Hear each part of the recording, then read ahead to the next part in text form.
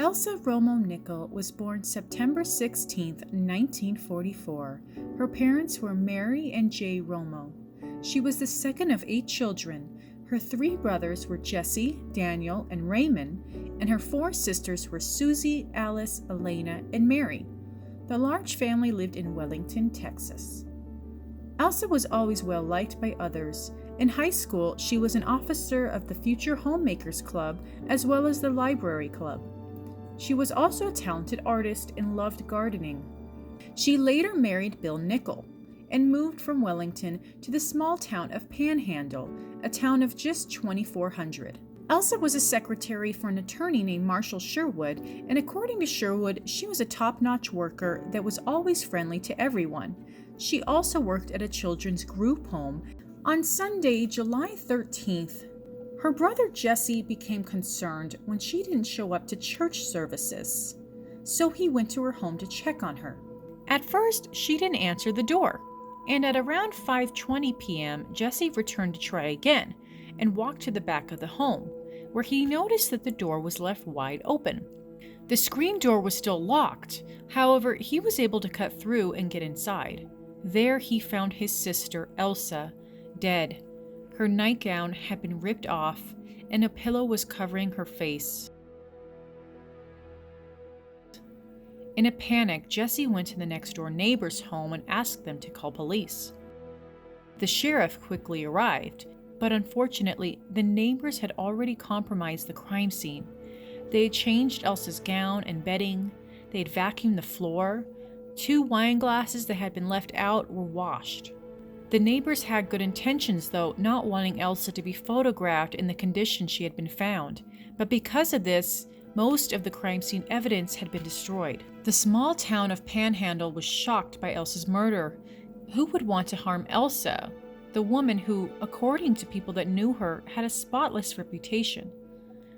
Witnesses said that on the night she was murdered, a black car with chrome trim on it was seen in her driveway. Could this car have belonged to the person responsible for her death? While police had limited forensic evidence, they did have plenty of people they were interested in speaking to. One of those persons was Elsa's own husband, Bill Nickell. Interestingly enough, Elsa had actually filed for divorce from Bill just 3 days before she was murdered. During this time, they were living apart. When asked about his whereabouts the day Elsa was murdered, Bill told officers that he was working in Wellington and had visited relatives in the evening. He was also given a polygraph, which he passed. A polygraph also cleared Marshall Sherwood, the lawyer whom Elsa worked for, as well as a third person whose identity was never revealed in the media. On September 7th, 2 months after Elsa's death, another woman was found murdered in her home. Her name was Edith Beagle, a 69-year-old piano teacher. Beagle had been found in her home and had been sexually assaulted and strangled to death by an electric cord. Could these 2 murders have been related?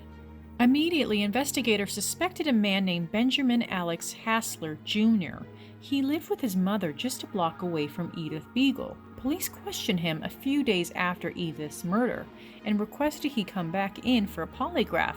Instead, Hassler fled to Los Angeles. He was eventually arrested and confessed to Edith's murder.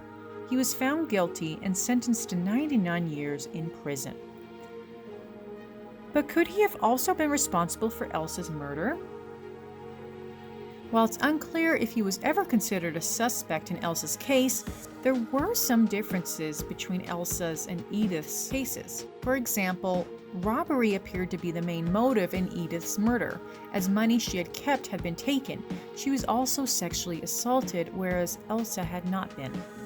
Unfortunately, few updates were ever released on the case since, other than a letter from a mysterious woman called Mrs. G, who was able to give police useful information. But whatever information that was, it was still never enough to solve Elsa's case. According to Officer T, he believes he knows who committed the murder. To him, it has always come down to 2 suspects. Elsa's brother, Jesse Romo, also agreed, saying, "There was 2 people that came to mind right off. And those people to this day are still suspects. Somebody somewhere knows something. Somebody's conscience will get to them. At this point, her family simply wants answers.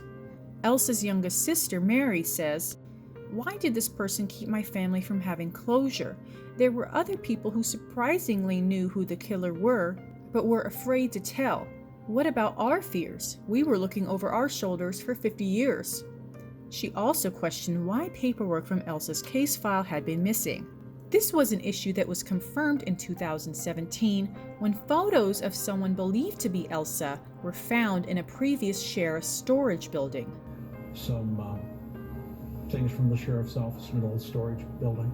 So we ended up with some photographs that we believe are from the Elsa case. Detectives are still working this case and believe that it will eventually be solved.